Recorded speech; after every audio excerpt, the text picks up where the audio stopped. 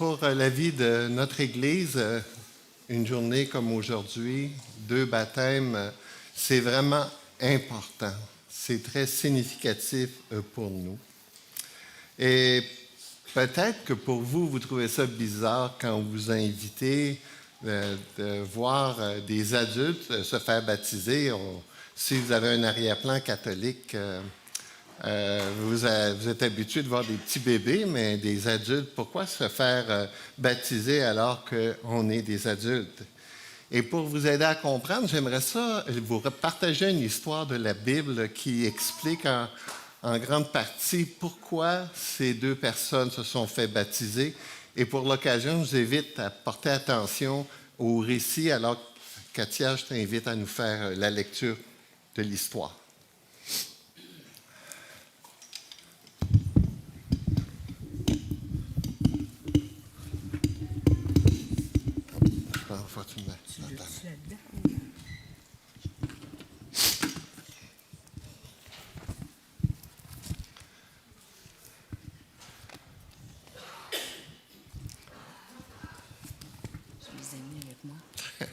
C'est bon.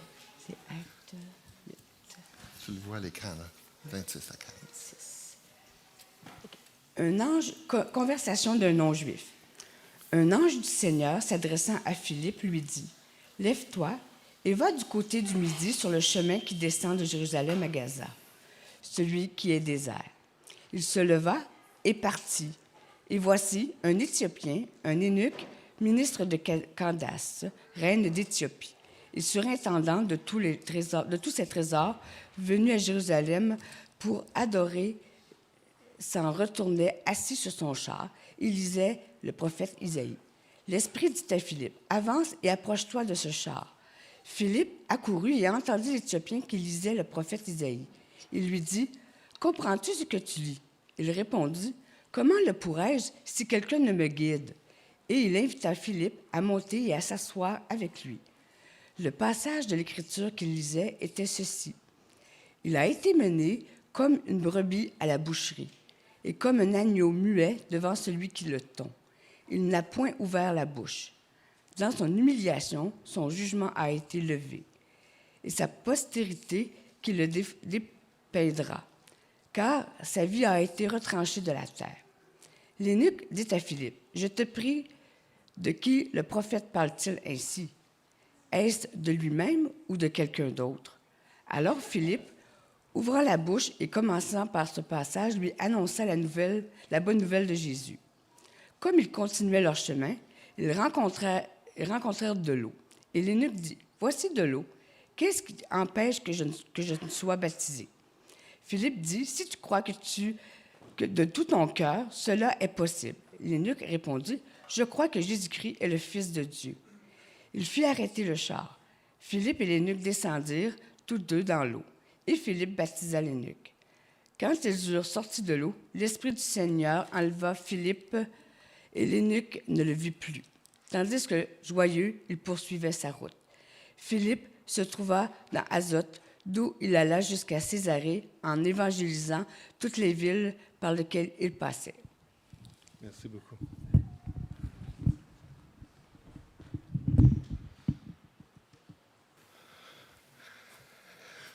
Ce livre cette histoire se situe dans un livre historique.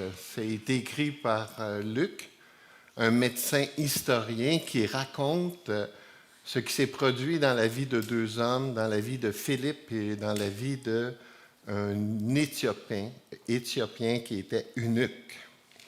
Cette histoire s'est passée il y a plus de 2000 ans, très peu de temps après que Jésus a été crucifié. Lorsque Jésus a été crucifié, beaucoup de gens ont été désappointés. Plusieurs entendaient parler de lui comme quoi il était un Messie, un sauveur, et que ça avait été annoncé à plusieurs reprises dans l'Ancien Testament. Et dans leur esprit, Jésus était pour venir les sauver, mais pas de la chose qu'ils pensaient. À cette époque-là, le peuple juif était sous la domination du peuple romain de Tibère César, ils étaient opprimés par les Romains, ils étaient convaincus que Jésus était pour se présenter comme un roi, un militaire, quelqu'un qui était pour les libérer de la présence des Romains. Mais Jésus a été crucifié. Et là, leur espoir s'est anéanti. Ah, misère, notre Messie crucifié. Alors, c'est soit que ce n'est pas lui, ou soit qu'on n'a pas bien compris quel genre de Messie Jésus devait être. Même les apôtres, pendant un certain temps, n'avaient pas compris quel genre de Messie Dieu envoyait. Et ce n'est qu'après la mort de Jésus, quelque temps après, que là, tout à coup, c'est devenu clair.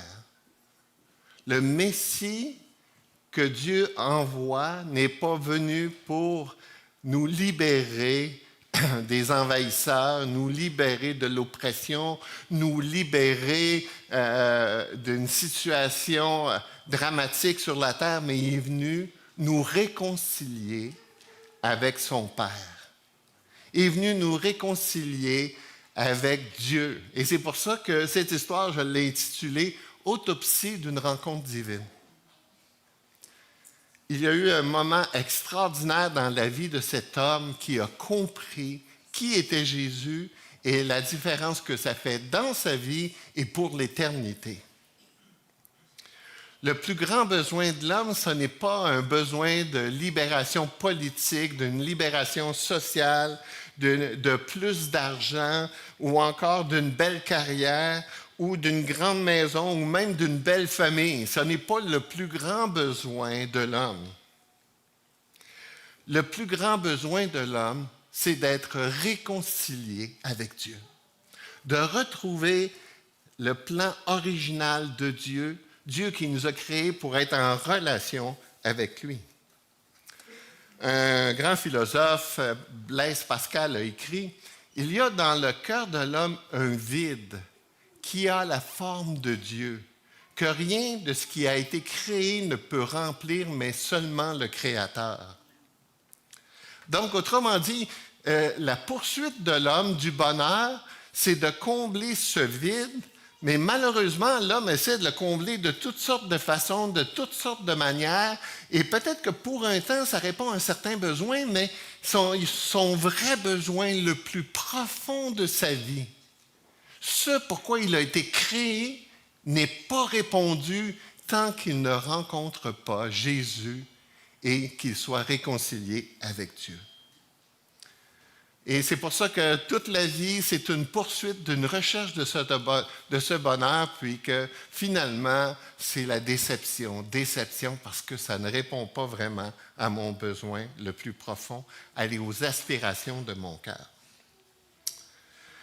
Cette histoire-là qui a été lue, c'est l'histoire de deux hommes. Deux hommes qui avaient un rôle différent dans cette histoire. Et là, le premier de ces deux personnages est Philippe. Philippe qu'on appelle traditionnellement Philippe l'évangéliste. Parce qu'on retrouve, la première fois qu'on retrouve Philippe, c'est au début du même livre de la Bible, dans les Actes des Apôtres, au chapitre 6, où il est reconnu comme un serviteur de Dieu, un homme aux qualités de Dieu.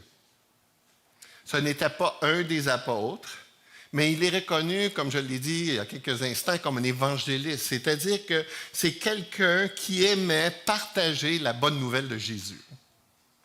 Il aimait, il était reconnu pour ça. Il y a des gens dans l'Église qui sont particulièrement tournés vers cette mission de partager et de parler de Jésus, de la bonne nouvelle. La bonne nouvelle, c'est une expression qui résume ce que Jésus est venu accomplir sur la terre.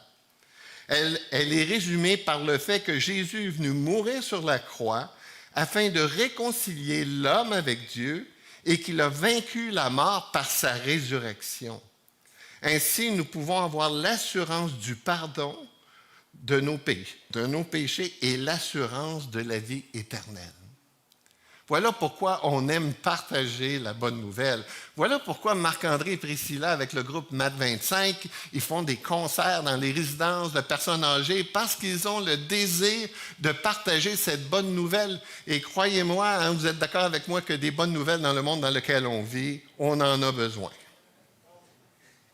Mais le deuxième personnage de cette histoire est un Éthiopien qu'on appelle l'eunuque.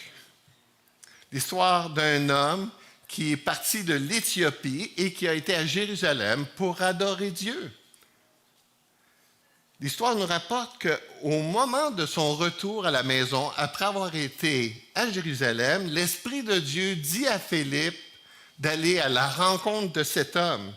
Au verset 26, c'est écrit « Un ange du Seigneur s'adressant à Philippe lui dit « Lève-toi et va du côté du Midi sur le chemin qui descend de Jérusalem à Gaza, celui qui est désert. » Et au travers de cette conversation entre Philippe, l'évangéliste, et l'eunuque, l'Éthiopien, on a l'autopsie d'une rencontre divine. Comment est-ce que finalement l'eunuque a rencontré Dieu et compris le plan, la bonne nouvelle de Dieu. Donc, au travers de cette autopsie, on va voir 3 éléments qui expliquent et qui nous démontrent la rencontre de l'Éthiopien avec Dieu. Premièrement, on voit que l'eunuque recherchait Dieu. Il recherchait Dieu comme beaucoup d'hommes dans le monde dans lequel on vit, qui sont à la recherche du bonheur, comme on l'a souligné tantôt, et certains le recherchent au travers de la personne de Dieu. Ne le trouvent pas toujours, comme dans le cas ici, même s'il recherchait Dieu, il ne semblait pas encore avoir compris quel était le moyen d'être réconcilié avec Dieu. Le texte nous dit que cet homme avait 5 caractéristiques. La première, un Éthiopien. Donc, il venait de l'Éthiopie. Et c'est quand même intéressant, un homme qui n'est pas juif, qui va à Jérusalem et qui part de l'Éthiopie pour aller à Jérusalem, en Israël. 2500 kilomètres séparent les deux. Qui c'est qui prend le risque de faire un voyage? Parce qu'à cette époque-là, on comprend bien là, que ce n'était pas sécurisant. Là. On ne prenait pas le train, on ne prenait pas l'avion. C'était, comme l'image le montrait tantôt, c'était à dos de cheval. Voyons, je ne suis pas à la bonne place, là. Hein, c'était difficile de voyager à cette époque-là. Pourtant, lui, il avait vraiment un fervent désir d'adorer Dieu, parce que le texte nous dit ici qu'il a été à Jérusalem pour adorer Dieu. Deuxième caractéristique, il nous dit qu'il était ministre de Candace. Candace était une petite ville proche du Nil, dans laquelle on avait des reines, des palais royaux qui étaient là. Il semblerait qu'il avait un service auprès de ces palais. Troisième caractéristique, il était un surintendant des trésors, c'est-à-dire qu'il avait une position importante dans ce royaume. Il était le trésorier royal. C'est une position de prestige. On pourrait l'appeler aujourd'hui ministre des Finances. Haute position, donc quelqu'un avec du prestige. Quatrièmement, le texte nous semble nous démontrer que c'est un prosélyte. C'est quoi un prosélyte? Le mot littéralement veut dire celui qui est venu vers ou qui s'est approché. Et dans le contexte biblique, ça désigne une personne étrangère au peuple juif qui se joint au peuple d'Israël par la foi et pour observer la loi. Donc, c'est pour ça qu'il va à Jérusalem, comme la loi le demandait, Jérusalem qui avait son temple, et le temple était la représentation de la présence de Dieu. Et là, lui, comme c'était les pratiques de l'époque, comme la loi le demandait, il allait à Jérusalem pour aller adorer Dieu.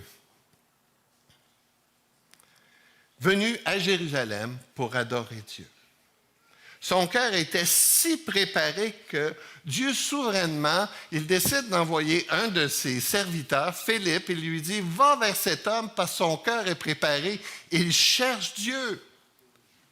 Alors, il va vers lui pour lui expliquer le plan de Dieu. Il va vers lui pour cueillir un fruit prêt.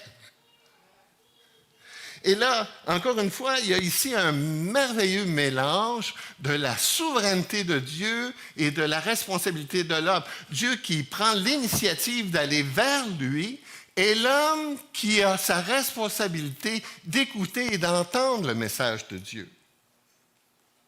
Et au verset 27, il nous dit qu'il avait un cœur si préparé qu'il allait à Jérusalem pour adorer Dieu. Il cherchait Dieu, il voulait connecter avec Dieu. Les Juifs n'ont pas bien compris le désir de Dieu. Le désir de Dieu, c'était de bénir le peuple juif pour que les hommes et les femmes de toutes les nations puissent voir la bonté de Dieu, la grandeur de Dieu, la bénédiction de Dieu dans leur vie, afin que les hommes et les femmes puissent se tourner vers le Dieu des Juifs.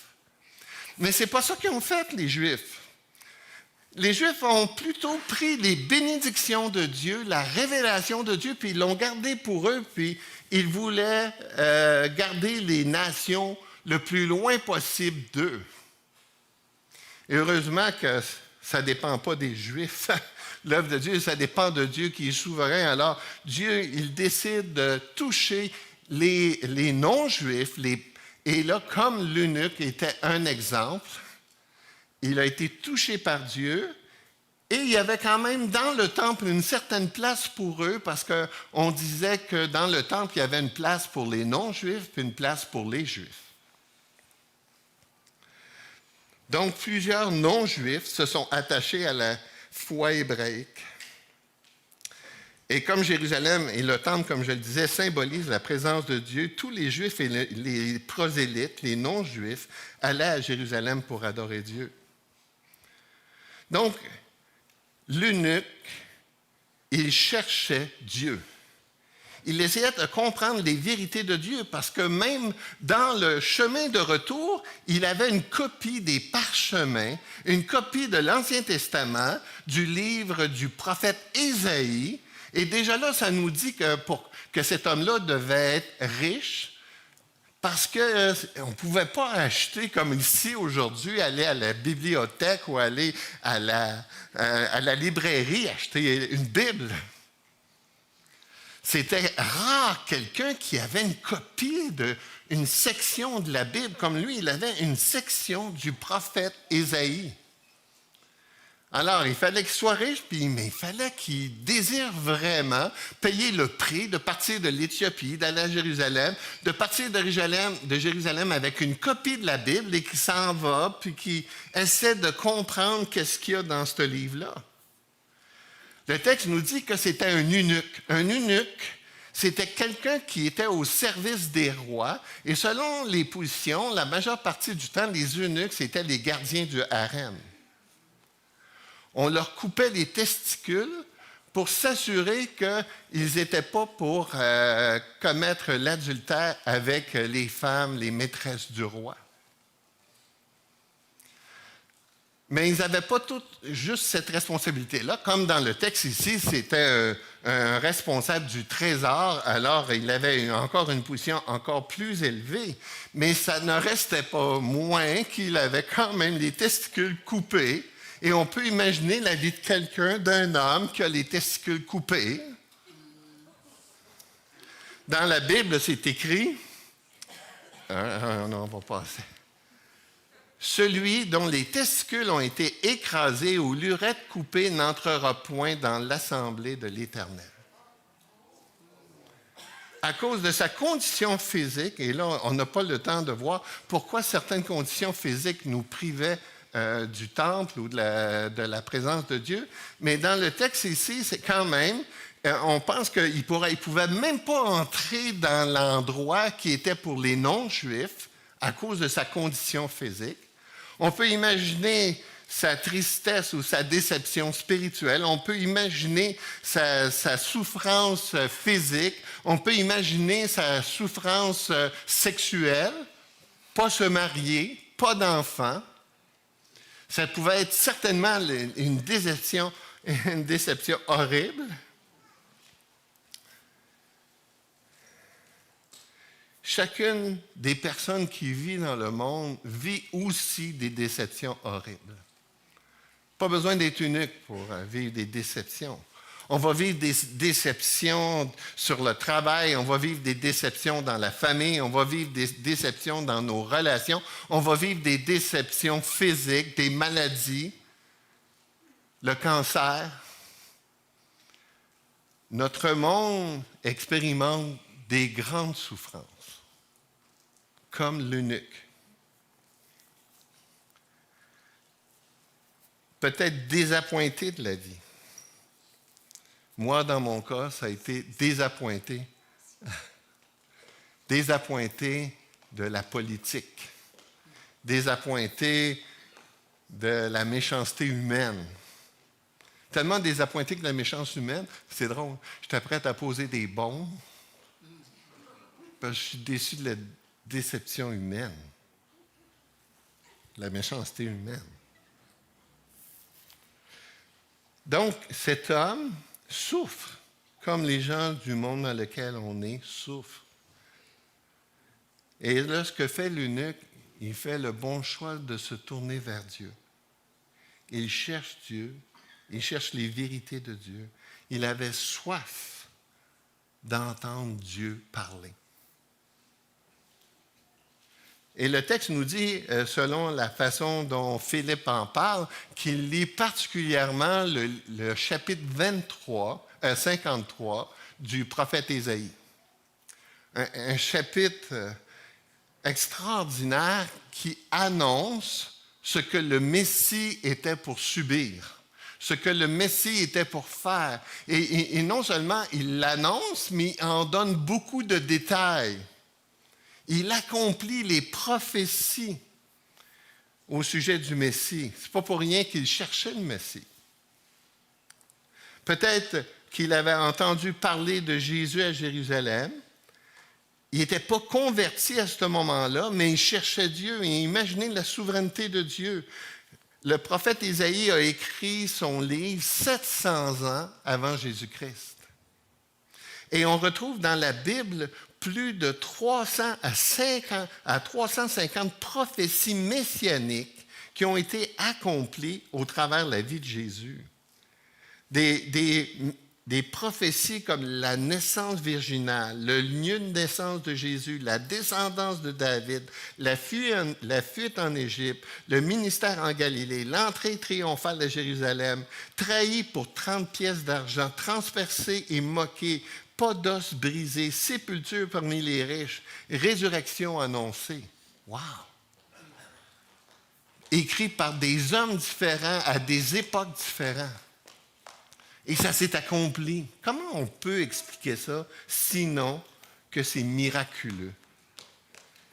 Et le prophète Ésaïe est un de ces prophètes très qu'on dit évangéliques qui parle beaucoup du Messie, comme c'était le cas ici dans l'histoire avec Ésaïe 53. Donc, non seulement il recherchait Dieu, l'eunuque, l'Éthiopien, mais il avait aussi un cœur ouvert. Il était disposé à entendre le message de Philippe. Malgré sa puissance, malgré son prestige de trésorier de son pays, il avait l'humilité de reconnaître qu'il avait besoin d'être instruit dans les voies de Dieu. Alors, c'est pour ça que Philippe lui pose la question, il dit, « Comprends-tu ce que tu lis? » Le prophète Ésaïe. Et regardez la réponse de l'eunuque. Il dit, « Comment pourrais-je si quelqu'un ne me guide? » Il invite Philippe à monter dans son char et de s'asseoir avec lui afin qu'il lui explique les Écritures.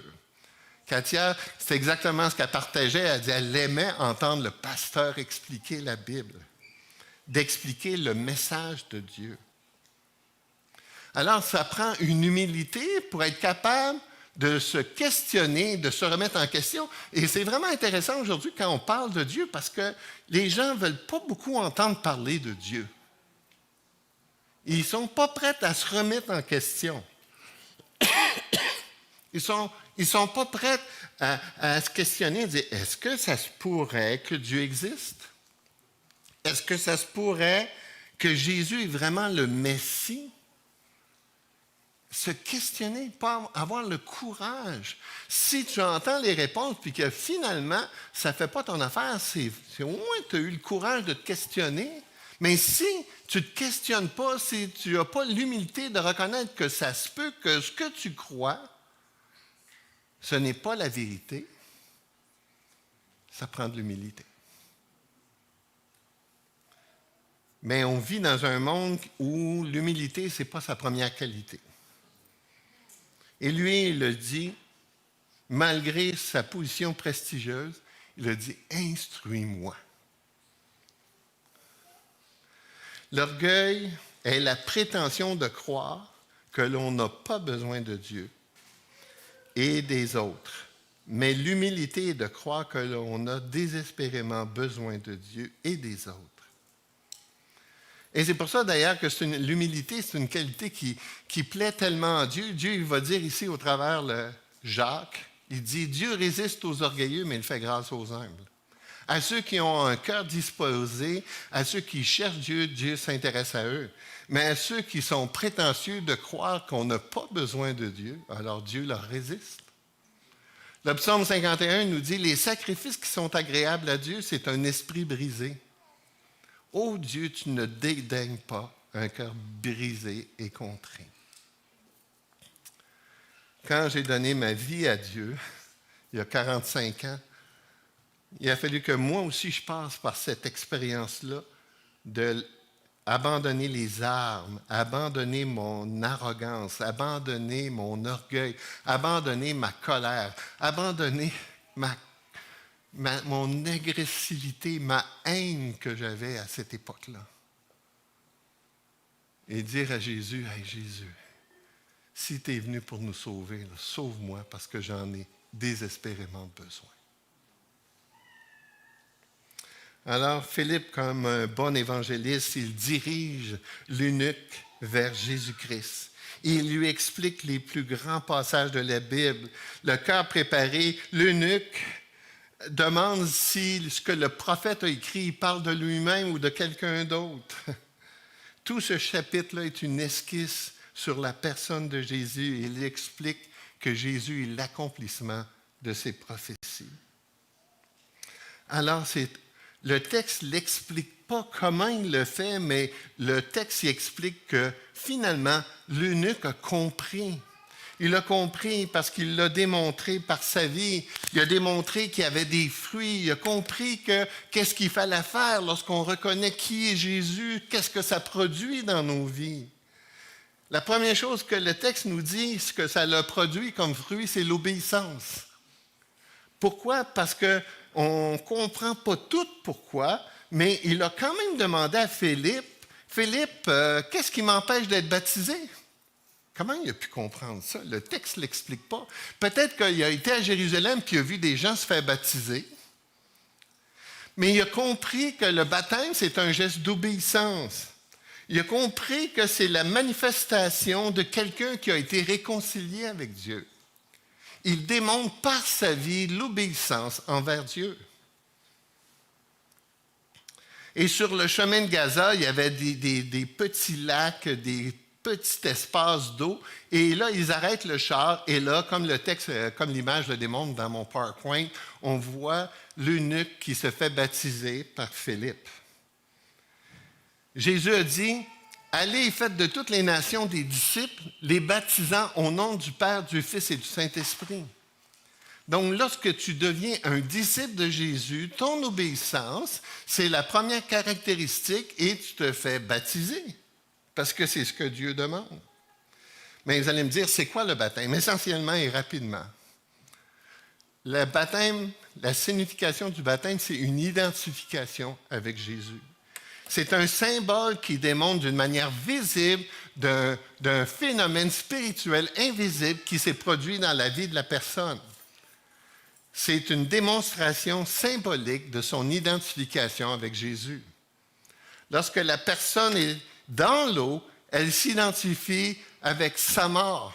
Elle s'identifie avec la croix. Elle reconnaît que Jésus-Christ est mort sur la croix pour elle personnellement. C'est une décision personnelle, comme moi j'ai faite il y a 45 ans, comme plusieurs d'entre vous ici avaient fait. Vous vous êtes identifié avec Jésus sur la croix. La deuxième étape du baptême, c'est l'immersion, l'ensevelissement. C'est une identification avec sa mort. Que pour régler le problème du péché, il faut mourir. Et ce n'est pas nous qui sommes morts, c'est Christ qui est mort pour nous. C'est nous qui aurions dû être crucifiés, c'est nous qui aurions dû mourir, et Jésus l'a fait à notre place parce qu'il nous aime tellement. Donc, on s'identifie avec sa mort. Et le mot baptême veut dire immerger. Et c'est pour ça qu'on plonge la personne littéralement complètement dans l'eau. On l'immerge complètement dans l'eau. Le symbole que toute sa vie est identifiée avec Christ. Et la troisième phase, lorsqu'on sort de l'eau, on s'identifie avec sa résurrection. On sait que là, nos péchés ont été pardonnés, lavés, et que là, nous sommes réconciliés avec Jésus, réconciliés avec Dieu, qu'on a la promesse de la vie éternelle. Comprenez-vous ici ce que ce symbole nous dit ici? La personne n'a pas besoin de faire une bonne vie pour aller dans le ciel. Elle comprend que la meilleure vie du monde que tu pourras avoir, ça ne va jamais, jamais permettre que tous tes péchés soient pardonnés. J'entendais Katia qui partageait « Je deviens une meilleure personne ». Ben, c'est ça que l'Évangile fait, il nous transforme. Il nous transforme, mais on reste toujours poigné avec notre nature pécheresse. On ne s'en sort pas. Mais la bonne nouvelle, c'est que le sacrifice de Jésus, c'est lui qui est mort à ma place. Je suis identifié avec lui dans sa mort, dans son ensevelissement, et je sors de l'eau en devenant une nouvelle personne, parce que je suis réconcilié avec Dieu dans le ciel. La réconciliation produit une nouvelle vie, une vie transformée, une vie nouvelle. Et là, la deuxième caractéristique ici qu'on voit comme fruit, c'est la confession. Il confesse. Philippe lui dit, si tu crois de tout ton cœur que Jésus-Christ est mort, et là il répond, il dit, je crois que Jésus-Christ est le Fils de Dieu. Il confesse que Jésus est le Messie. Et c'est par la foi que cette confession-là se fait. Bien qu'il était religieux, bien qu'il pratiquait la foi juive, il était perdu malgré tout. Il avait besoin du sacrifice de Jésus sur la croix. La foi qui sauve, c'est celle qui est construite sur Jésus. Et lorsqu'elle est construite sur Jésus, on a l'assurance de ses promesses. Et finalement, la dernière chose que produit le fruit dans la vie de l'eunuque, c'est la joie. C'est la joie. Sa vie est transformée.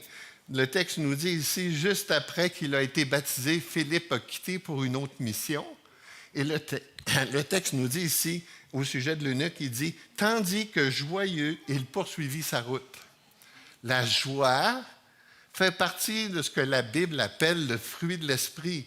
Lorsque Dieu vient dans la vie d'un croyant, ça produit toute une grappe de fruits. C'est tellement fantastique à voir, hein? La joie ici, dans Philippiens 4.4, il dit « Réjouissez-vous dans le Seigneur, réjouissez-vous » parce que c'est dans le Seigneur, c'est Dieu qui produit ce sous-produit de la nouvelle naissance, de cette nouvelle réalité spirituelle. Néhémie nous dit « La joie de l'Éternel sera votre force. » Elle vient de l'Éternel. Et le fruit de l'Esprit, quand l'Esprit de Dieu vient nous habiter, il produit l'amour, la joie, la paix, la patience, la bonté, la bénignité, la fidélité, la douceur, la tempérance. La loi n'est pas contre ces choses. Et dites-moi, là, comment une relation humaine ne peut pas fonctionner quand il y a l'amour, la joie, la paix, la patience, la bonté, la bénignité, la fidélité, la douceur? C'est un miracle. On ne peut pas produire ça nous-mêmes. Bien, ça, c'est ce que Dieu fait dans ma vie. Puis il a transformé mon mariage. Pourquoi? Pas parce que je suis une bonne personne. La joie dans le Seigneur, le fruit de l'Esprit, c'est quelque chose que Dieu produit au travers de ma vie et qui rend mon mariage merveilleux, mais pas parfait.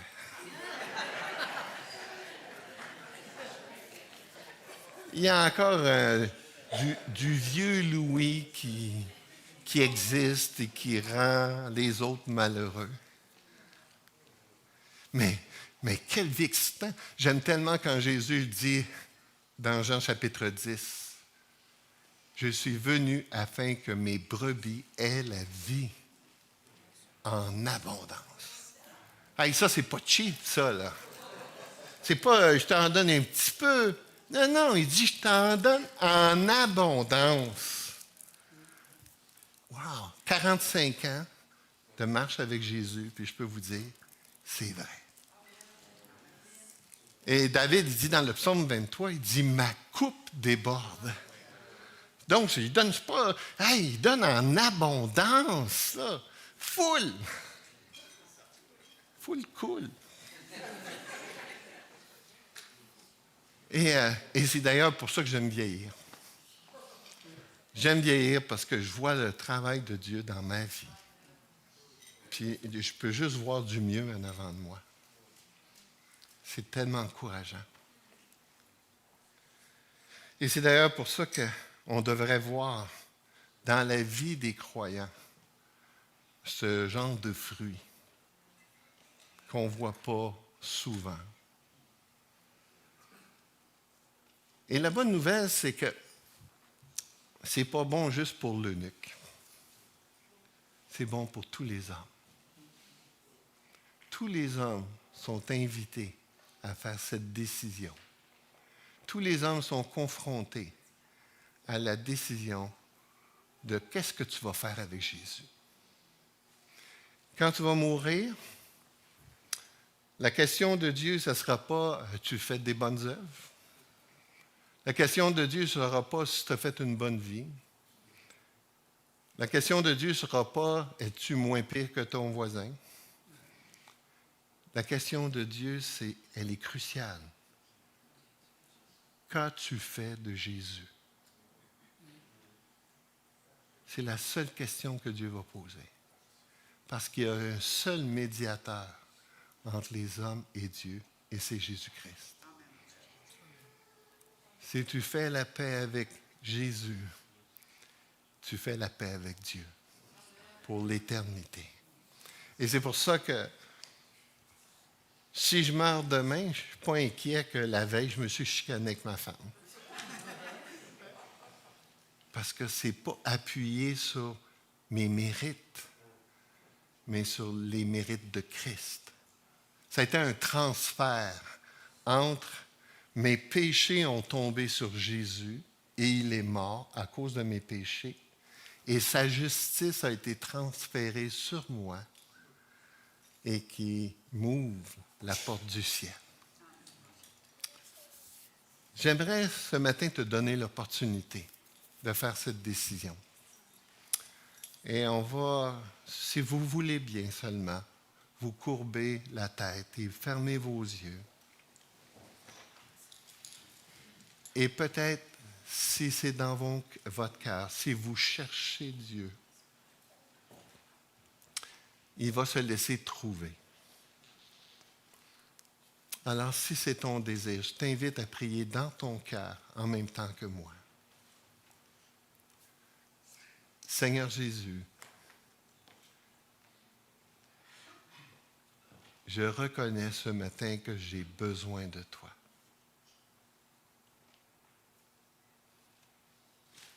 Je cherche le bonheur, puis je ne le trouve pas. C'est comme il manque quelque chose de tellement important dans ma vie. Seigneur Jésus, cogne à la porte de mon cœur et viens dans ma vie. Viens remplir que seulement toi, tu peux remplir. Je sais que tu m'aimes et que tu me veux avec toi pour l'éternité. Fais ce miracle. Pardonne mes péchés et donne-moi la vie nouvelle. Produis dans ma vie des fruits dignes de toi